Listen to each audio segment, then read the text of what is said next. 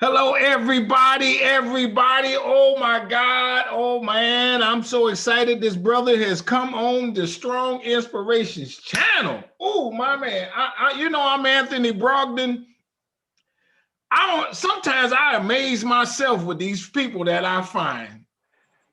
Little known secret folk that's doing big things in their community. The people in the community know, but I'm not even near them. This brother here, he in Arkansas, I'm in Michigan.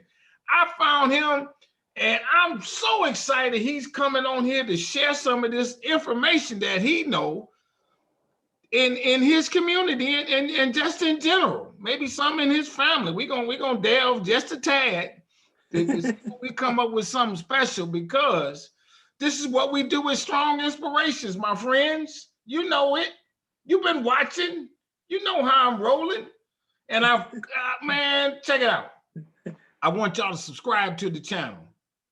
I had a fair number of subscribers last night. This thing is growing. It's multiplying. And I know people are telling one another.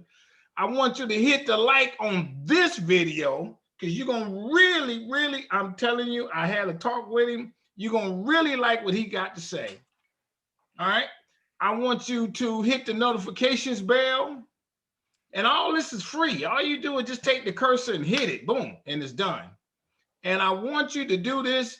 Like, say, check it out. I know you out there and you running around the streets and you trying to act like you know everything. So you share some of these Black history moments that you saw on the channel.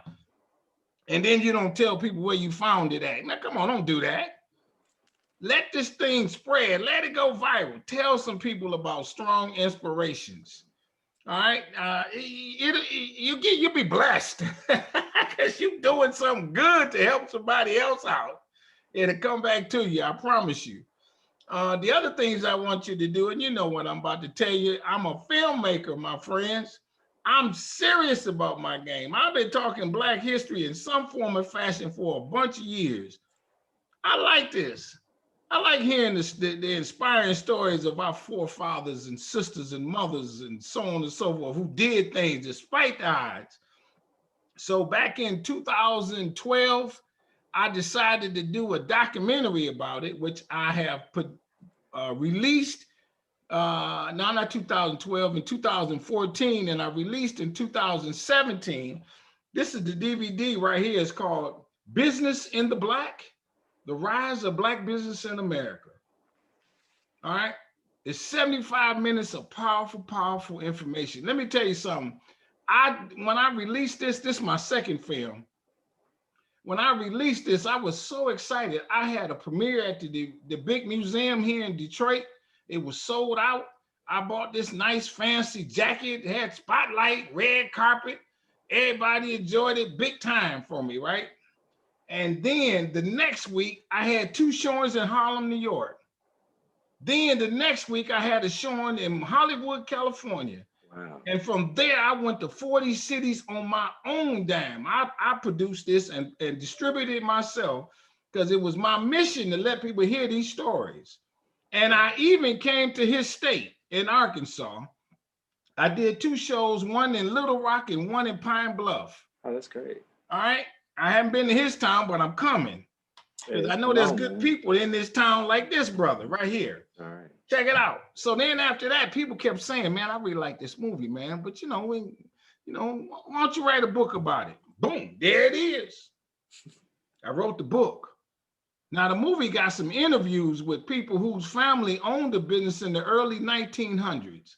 Some sons and daughters of a Black-owned cemetery. Where they tell a story, they said them white folks wouldn't even bury us. We had to do it in the middle of the night, sneak in their cemeteries. Wow. They started their own cemetery. The book doesn't have the interviews, understandably, but what it does have is over 200 facts. Wow. It's amazing stuff that I know you didn't know because I didn't know it because they don't teach this in school. They don't want you to know these kind of things. Here it is. And how about this, my friends? Between me and you, I'm not no big reader. I know, them big, thick books, I kind of don't read them. I'd like to get it straight to the point. That's what my book does. I don't give you no commentary because I ain't that good to try to interpret the fact. So I just give you the fact and where I found it. That's what this book does. It's over 200 of them. Slaves went to college, black millionaires in the 1800s. And how about this? I even throw in there what them racists did to destroy what we had accomplished. Not just Tulsa, but many other cities. It's in my book. It's very reasonably priced because I want you to get it, and I don't want you to say, "Oh man, I can't afford that." You can afford this. And if you read my book and don't learn nothing new, I give you money back. You just call me, send me a message, say I knew all that. I said, man, if you knew it all, I give you money back. And for every 10th book I sell, I donate one to a school. So far, I've donated over 300 books in the last year and a half. Last year was a little crazy because of the virus. And I got a bunch of them to donate. You buy 10 books, I donate one in your honor. You name the school, I donate it to them in your name. And how about this? Lastly, this might mean something to you. The book come autographed. So get you a copy of this Black business book. You hear me tell this word, and a lot of times I use it. I use the word strong, right? Well, it's a favorite word of mine. Strong in my world stands for strength, tenacity, resilience, and a sense of oneness, nobility, and grace. And that's the introduction for my guest. It's a strong brother. Watch out. When you see what he says. It's coming at you strong, strongly, stronger, strongest. Come on, brother. Introduce yourself. Tell us a little bit about yourself. Let's get it on. Thank you for being on the channel. Oh man, great to be with you, Anthony. Thank you so much for inviting me. Okay, so my name is Kyle Miller, and I live in Helena, Arkansas. Where's Helena, Arkansas? Helena, Arkansas is about 50 miles from Memphis. It's kind of like on the edge of what we call the tri-state area, which is like between Mississippi, Arkansas, and Tennessee. Yeah. Now, how did you get there? Is that where you were born and raised? I wasn't born here, but I grew up here my whole life. Okay. Yeah, I grew up here my whole life. This was my dad's hometown. This was his dad's hometown. Okay. And so yeah, I grew up here. How big is the city? Pretty small, about 12,000. Oh, that is population. Small. Yes, it's a little small town. About 12,000 people. And everybody know everybody and all that kind of stuff. Pretty much. Well, maybe not everybody, but almost everybody. Yeah. But it's is there a Black History moment in that town or near there where there are plantations? It's a lot of Black History moments because my town, this part of the state is actually the oldest part of the state. And probably, well, it is the most historic part of the state. It's one of the parts of the state that was the part of Arkansas that was initially settled. And what makes this part of the state, which we call the Arkansas Delta, really unique is that even going back as early as 1862, which is right at the beginning of the Civil War, we were a union. We were unionized, and remained that way all the way through the Civil War.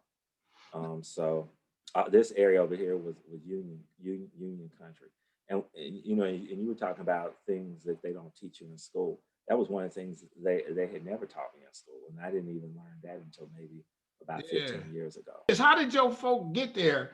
Do you trace your family being slaves in that town or something? Yeah. So what happened was, my great granddad Bowie, he was a slave, and somehow he was manumissioned, and he came into Phillips County, and then his wife and children, including my great grandfather Abraham, they were in St. Francis County, which is north of Phillips County. Okay. So when the Union Army came in through Arkansas. They came down to into St. Francis County, and they told all the slaves, they said, "Hey, if you follow us into Phillips County, further south, we'll classify you as contraband, and then once you get to Phillips County, you'll be free." And Whoa. so that's what they did. And so many of the slaves traveled and migrated, further south down to the tip, which is right there by the river at Phillips County, and they were declared freemen. And then that was in 1862, about 2.5 years before the Civil War even ended. So now what happened here? How did this, so it was a big plantation town in that Arkansas. Was it cotton or rice or? Yeah, primarily cotton and rice. Okay, so those were primarily the main crops. okay. But Phillips County also had a lot of indentured servants as well at that particular time. So you had the Mexicans, the Chinese, Lebanese, and then also the Jewish as well. Is that right? Mm-hmm. So it was very ethnically diverse. Is there, if you don't mind, is there a lynching or something like that happened in your town? Is there a story of that?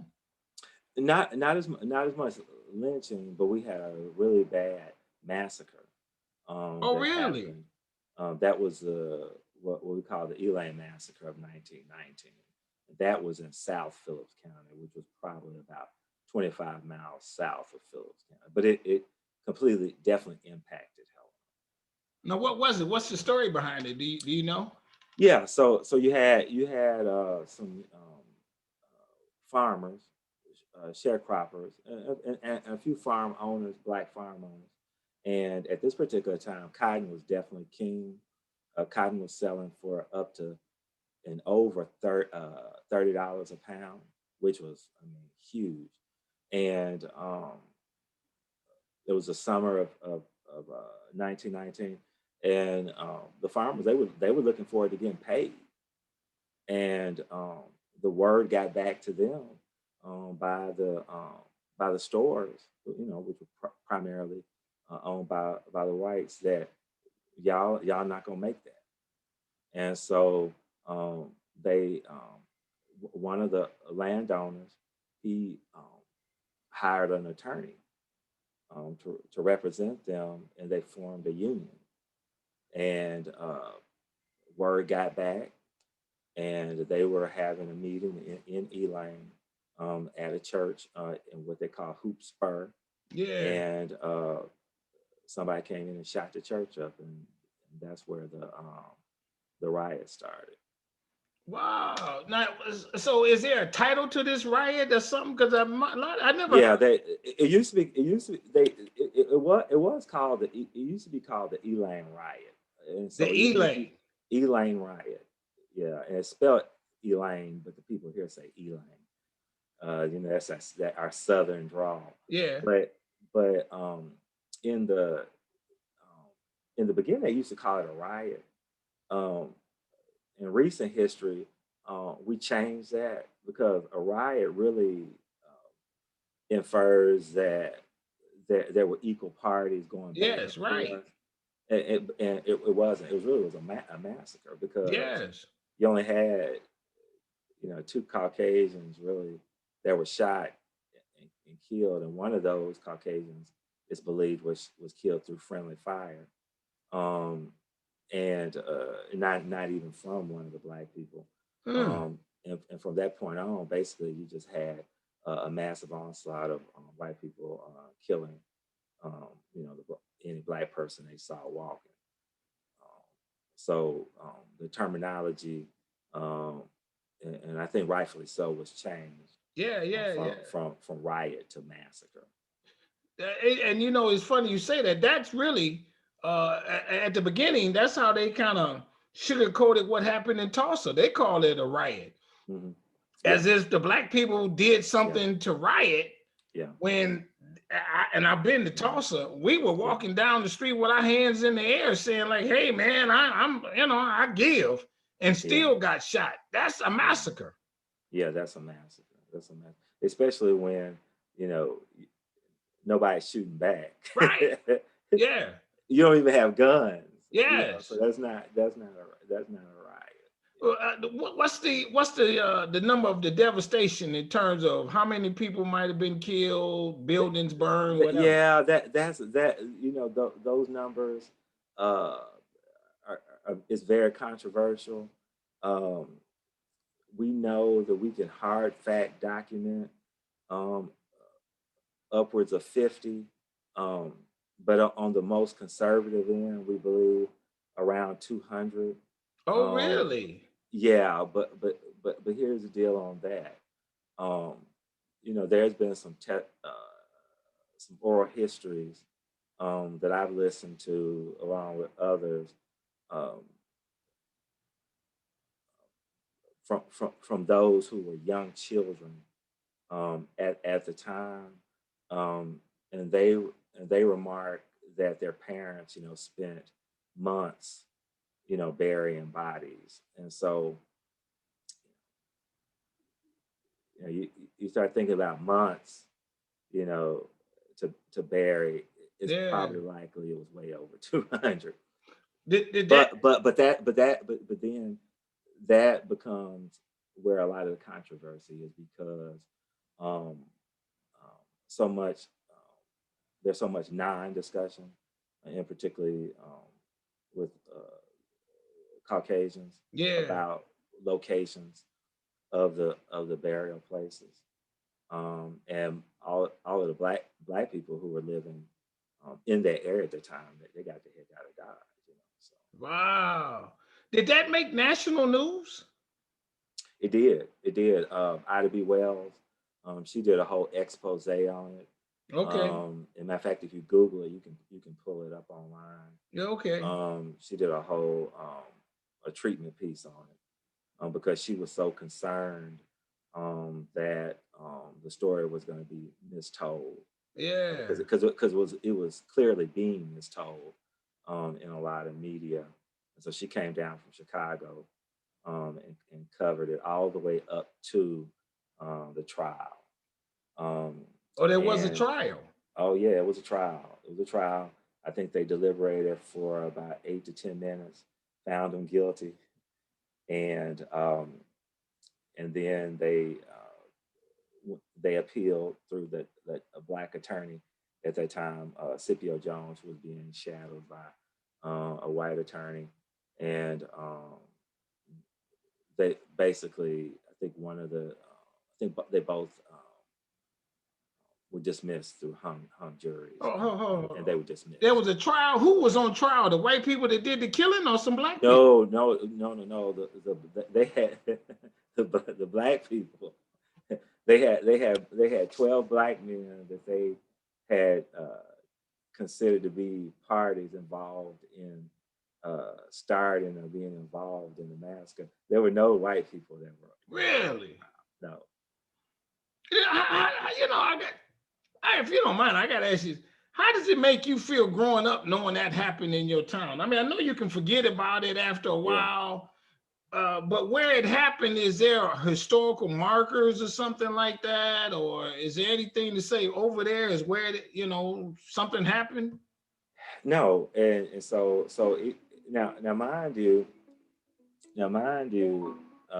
Elaine, Elaine is what 25 miles south of here, Okay. but even still, um, to show you, um, uh, I guess you could say the guilt. Uh, that town has literally been reinvented twice. I mean, um, if you look when you look at the maps from some of the historical accounts, I mean, it's literally buildings in there that are not there. And most of the landscape and architectural research that we've done confirmed that town has been literally mowed over and redone like twice. It's like they really intentionally wanted to erase, Oh, all really? of the remembrance of it and what But I'm gonna ask you that happened. question. So to answer your question, no, there Yeah. aren't any markers. Um, it's very difficult even now to locate actual locations. I'm doing a summer study with students, and we're actually doing a historical research on the Elaine massacre, and so they wanted to drive down to Elaine, so we're going Friday. Really? And that's going to be a challenge, even just okay, well, where where are the locations? Well, I think it's somewhere around in here, you know. I guess that kind of asked this question. I grew up in the North, and we had our racial stripes and segregation, and still do it some. But when you grow up in the South, and you know that building over there had a black and white only sign to it, what does that do? I mean, it's been erased, and you don't think about it every day. I'm sure you get. What does that do to a person? That you almost become anesthetized to it. How about this then? What does that do for you to have a museum knowing that you're preserving and you telling those type of stories? What does that do? Well, okay, so I look at it differently. It's like, okay, so some people, they say, well, we tell the story to remind people so we don't do it again. I heard that. I love it. Let me ask you this story. Did your father ever tell you, don't talk back to white people? Or No. did your father tell you a story that, hey, man, Nope. Where he had to, nope. You know what I'm saying? That he had to say, hey, my hold dad on, told man, me, don't make too much noise or something like that. Don't, and he slipped up and said, don't look at that white person like that. Did that ever happen? No. My dad, I wasn't raised like that. I wasn't raised like that. My experience wasn't like that. Even when I hear, some African Americans will say, did you have a black only prom? Huh? Was your prom black only? Was my what? Black prom? No, high school no, prom. no. We had a very racially diverse prom, and I think that's extremely important. I think that races benefit from integrating, from interacting with each other. You had white friends. Mm-hmm. Yeah. Our and it's really interesting because the population in Helena has really changed. When I was in school, I would say we were 60-40. 60 white? Yeah, 60 white to 40 black. Okay, that's good. That's almost an even number. Yeah. Let me ask you this. I interviewed a guy who he's older than, and you might be about my same age. Let's say this guy is 75. Mm-hmm. He picked cotton. Yeah. Did you do that? No, my dad wouldn't let me. You could have. I could have. And here's the funny thing. The cotton picking jobs were kind of some of the best paying jobs going. Really? Yeah, believe it or not, they were. Now it was some hard work, but there were some good paying jobs. I mean, especially as young kids, because we couldn't get a standard job until you were 16. Sure.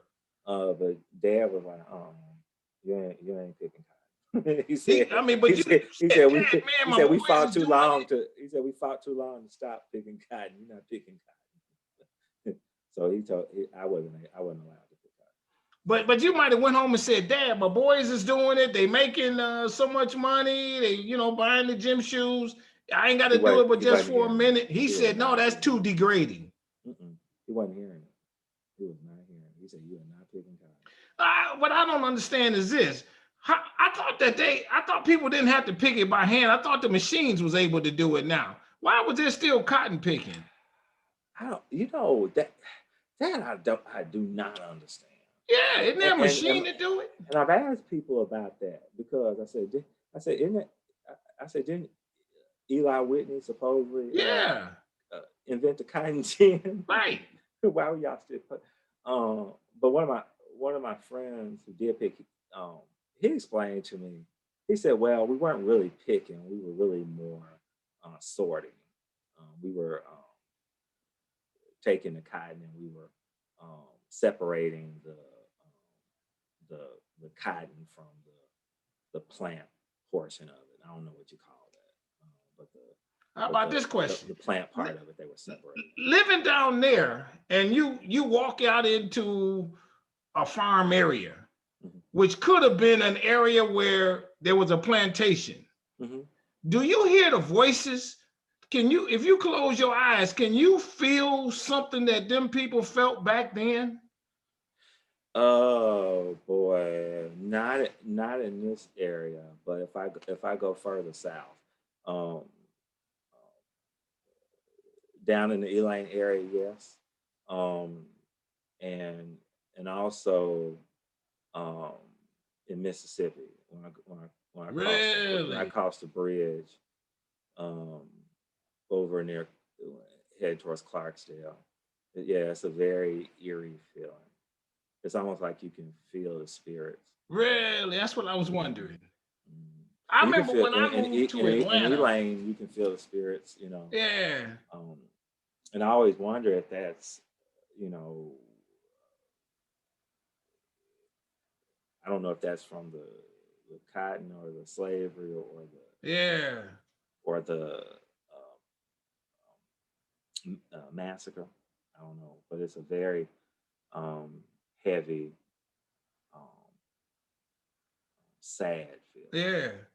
Yeah. Is your city, the black people live on that side of town and the white people live on that side of town? No, it's pretty Even though it's integrated. small, yeah. It's pretty integrated. I mean, we have one part of town um, that's I guess you could say a more expensive Yeah. part of town. Yeah. Um, you know that part of town is more populated by white people. But there could be a black person that live over there. But yeah, but black people can live. You know, a black lawyer or whatever, Yeah. whatever. Yeah. Is there a black person that has really been an activist over the years that Oh everybody, yeah. I mean, you can go back as far as you want to, that Oh yeah. everybody knew his name, he was a pastor or whatever? Oh yeah, yeah. Tons of people. Um, man. I mean, although controversial in some circles, some people don't think he was an activist um, for various reasons. E.C. Morris, who was actually the founder of the Black Baptist Convention, is you know was from Helena. Um, was very extremely noteworthy. Um, another man, probably contemporary, is a man named Jimmy Wilson. Okay. He he was a civil rights.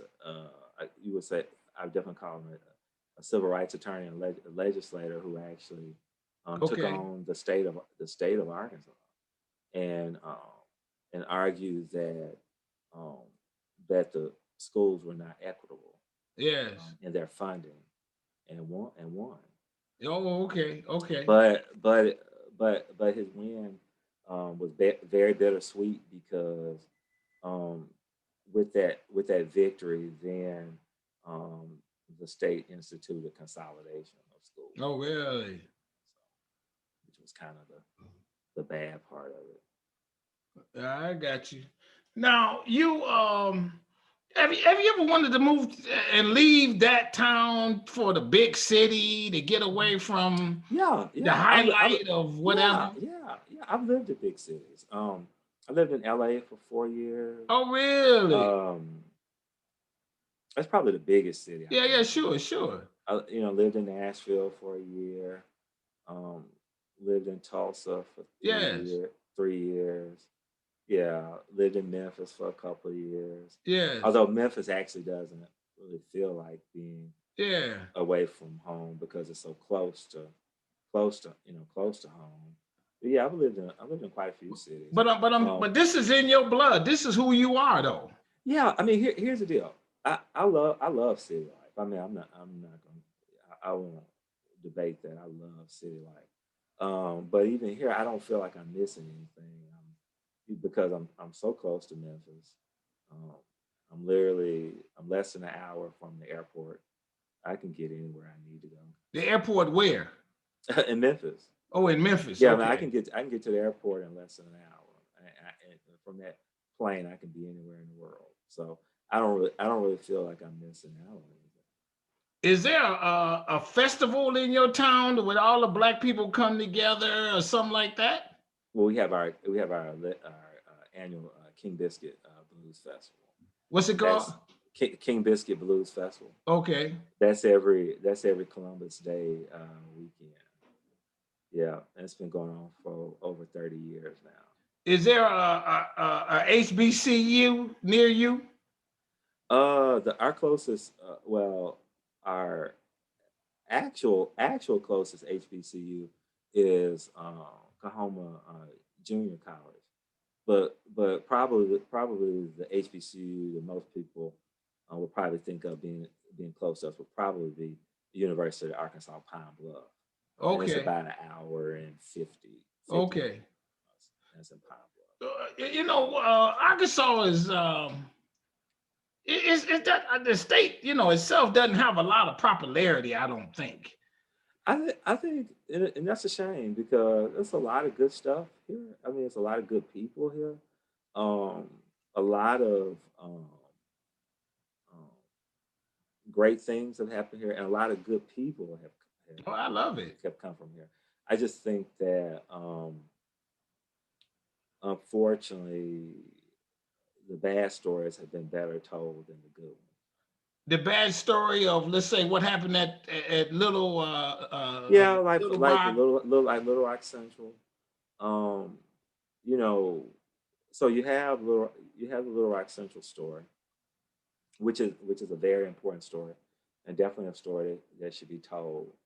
But parallel to that, you had a school district. You had a school district in Hoxie that nobody ever talks about. In Hoxie, when the federal government said that outlaw segregation in schools, they immediately segregated, and this was in Arkansas, and they looked at uh, they looked at things, and they said it financially doesn't make sense for us to be segregated, having a black and a white school. Okay. And so they were integrated, you know, I got you. as early as 56 when the law came down. But nobody really, but that story is now just being the Little Rock Central School. What was that story? Tell us. no. What's the story? Okay. So the okay. Well, okay, so you had the official story, and then you have what might be considered the real story. Okay. So the okay. So when the federal government said that outlaw, separate, Plessy Ferguson, Right. separate but equal, they said basically that's not possible. You can't be separate and equal because inevitably when it's separate is not equal. And so the government said you basically have to integrate. Well, of course, a lot of the schools didn't do that, and so um, the Little Rock was basically used as a model, as a tester city because it was it was pretty much close to middle of America. It was probably as a little bit less racist, if you could say that, I got you. as opposed to Alabama or Mississippi. Um, and so they thought that they would probably have a little bit better opportunity of integrating Little Rock as opposed to starting in Mississippi or Alabama. I got you. In some of the other southern states. And so they basically sent out a solicitation of, from the Dunbar, the Black high school of students, who would consider integrating.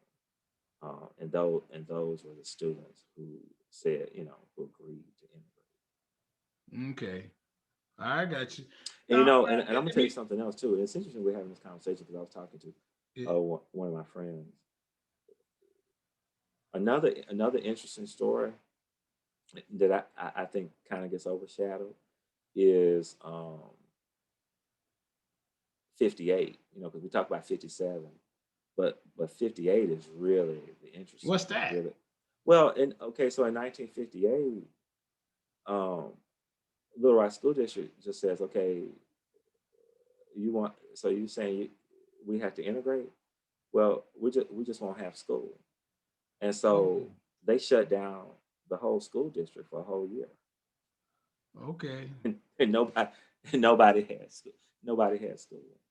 Oh, I A got whole year. And so it's really a lot of interesting stories. Yeah. People sent their kids to school in other districts. And then I don't know if you've heard about, and this is another. I'm giving you some other good things to look into, but there was a reform school in Wrightsville, which is outside of Little Rock, which is what you could say like a reform school. Okay. For black boys, and it was owned by a gentleman who was involved with Little Rock and Little Rock school district. Okay. But he had an agreement, you know, with the government, that he couldn't, and he had the property on a lease, and so he decided that the now this is the rumor. He decided that he wanted that property back so that they could start having school there during that dark year. Right. And so the story goes that he was involved in the fire that happened at Wrightsville, and you can look that up. You can Google that.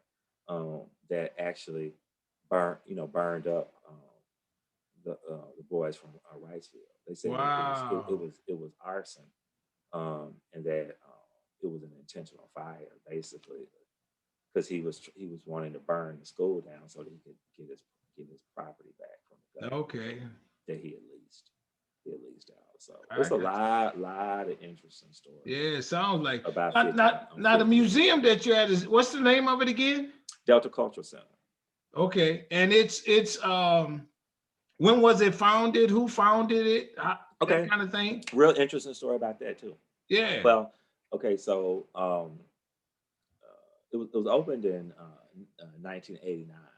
89. And it's a museum of the Department of Arkansas Heritage. So that's who founded it. But the inception of it is really kind of interesting. So Bill Clinton, then Governor Clinton, he was here in Helena for, as you mentioned, the King Biscuit Blues Festival, and he was out listening to the music, and he loved blues music, and so he was at the festival, and it started raining, and so adjacent to the stage where they set up to perform is an old train depot. At that time, it wasn't being utilized. Basically, right. It was like an abandoned building. So him along with his entourage, they went over to the abandoned train station to stay out of the rain. And he said, there really needs to be a museum here. And so he did it. So hear me. This is October of '88, right? They broke ground in March of '89, and by October of '89, the train depot that was our first building, and I don't know anywhere now that anything will ever turn that quick, especially Yeah. in state government. Yeah. Right. Right. Right. I got You you. get, you know, you can make a decree, uh, uh, do a groundbreaking in March, and the building be completely gutted, refurbished, and open within 6 months. Now, is that where you're housed now? No, but it's one of our properties. That was our original um, office building and Okay. museum, and then that was in '89, and then in 2001 we opened the visitor center, which is a little bit further down the street, and so that's where we're located now. But we still use the depot every day. Matter of fact, our after school program is running out of the Well, depot. what type of exhibits do you have at the museum? Oh, we've got all kinds of exhibits. So at the at the depot, basically it opens up by telling you the history of the Delta, and so we look at all the way from its inception with the Native Americans who were the original settlers, walking up to um, you know European settlement. You know, obviously, cotton slavery and cotton all the way through to the late 50s, and so that's kind of um, where the depot drops off. And then when you come to the visitor center, we have a permanent exhibit, Delta Sounds, which is probably our most popular exhibit, which basically talks about all of the music that's indigenous of the Deltas, from blues to I gospel got you. to country to, because there's a lot of awesome music that's come out of the Delta. Is there how did you get into this? I mean, you've always liked history of yourself, or um, Well, I mean, I'm from the yeah, I'm from yeah, the Delta. It's in my blood. yeah. I will say this. I've definitely, as I've gotten older, uh, grown even more of a greater appreciation of history. And then that's one of the things I love about working here is because I get a chance to work with a lot of really smart people, um, Yes. and and I'm always continually learning stuff. History about the state, about this region, stuff that I didn't even know, and I grew up there. Will you once you and them students do the thing on the massacre and the Helena? Is that how you pronounce it? Helena. Helena. Will you hope to make that an exhibit at your museum? Yeah, that's a plan. And we've been kicking around some ideas on how to do that. Space is an issue, um, and so we're trying to figure out how to do that. One idea has been to take an adjacent building um, and gut it out and make it a permanent. But and then the other one is to take some existing space at our depot and transform it. But everybody seems to be in agreement that um, if we do it, it definitely needs to be a permanent exhibit. It doesn't need to be a temporary exhibit because That leads to one, I guess. we have several temporary exhibits as well. Yeah. I didn't mention that. I didn't That, mention that leads to one I guess one more question, that. Sure. and you kind of answered it before about you need to preserve the history. Mhm. If that was such a, are there backlash against people saying you don't make an exhibit out of that, keep that quiet? You know what I'm saying? Uh, I mean, yeah. I mean, I definitely had pushback. I Yeah, mean, I can't imagine. from various entities, um, and it's come from both sides. Um, you know, but see, here's the deal. And I'm gonna talk to you. I'm gonna talk to you real candid. When I first came here, um, w- one part of our history. is a civil war. And when I came here, there, there was a section of the population that was very concerned um, about what was going to happen. Yeah. As if because now that there's an African American, I'm going to get rid of Civil War. No, I mean it's part of our history, Right? And it's the same way I feel about Elaine. If we're a history museum, then our job is to tell the history. Whatever that history. I love it. And we don't. And I don't think that we should take the license to downplay it or retell it. Right. And sometimes, even in museums, sometimes I've seen. I'm sure you probably have too when you've been in different museums. Sometimes museums can get real creative, in retelling it, and it's like, no, that's just not how it happened. And I don't think that you really, I don't think you do people a justice. It's better to tell it how it happened, right? So people can understand just how good or how bad it was. Right. I love it. Mm-hmm. Is there? Do you all have at the museum some event? Do you all like do a Juneteenth or what have you there that really would be for people to come down in support of the museum? Yeah, we have a lot of standing events. Like we have our annual Greens, Beans, and Cornbread Festival. That's a food cook-off. We usually do that at the beginning of the year. That's a lot of fun. We also have a lot of music events. We do. Speaking of Civil War, we do a Civil War reenactment. Oh, do you? Yeah, which is a lot of fun.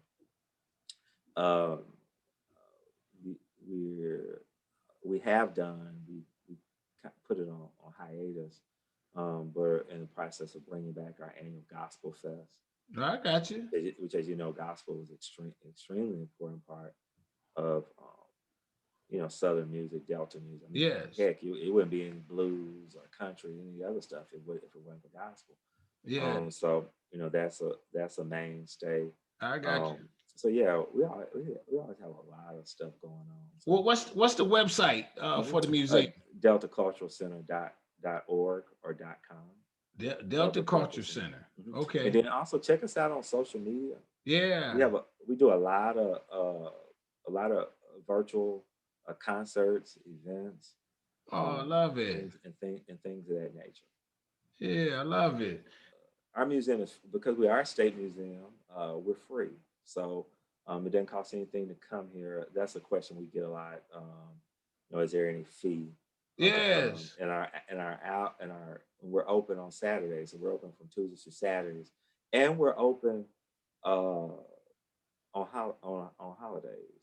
Well, hey, I really, man, I truly appreciate you coming and sharing this with us, and telling the story your in terms of personal and about the museum, Bart, Arkansas. Yeah. This is what we do here, Strong Inspiration. I find these people and I let them tell the stories, come up with a few questions. and so let's go ahead and let's support this museum, the Delta Cultural Center, in Helena. In Helena, Arkansas. Helena, Arkansas. You can get there by going through Memphis, drive an hour, see the cornfields, the cotton fields, what have you. You're on your way. Big town, beautiful people, strong man in town. Yes, sir. And all the description and stuff like that, the website, it will be in the description on the video. And to you, my brother, I really appreciate you coming on and sharing this with us. Thanks for thinking about me. Yeah, man, and so on and so forth. Everybody, watch my movie, get a copy of my book. Oh yeah, speaking of which, yeah, Yeah, thank you. I wrote the book and the movie down. So I'm Yeah, definitely this it's on businessintheblack.net. Just go to the website. yeah. And to you, my brother, I say with all sincerity, man, check it out. I Yes, want sir. you to stay strong, stay safe, stay on your grind. We love what you're doing down there. You educating them people. You putting it. You're leveling the playing field. Amen. You adding some equality. You keeping that history alive, preserving that history, and then educating people at the same time. Amen. And so to you, please continue to do that and stay strong. Everybody, we out. Bye-bye.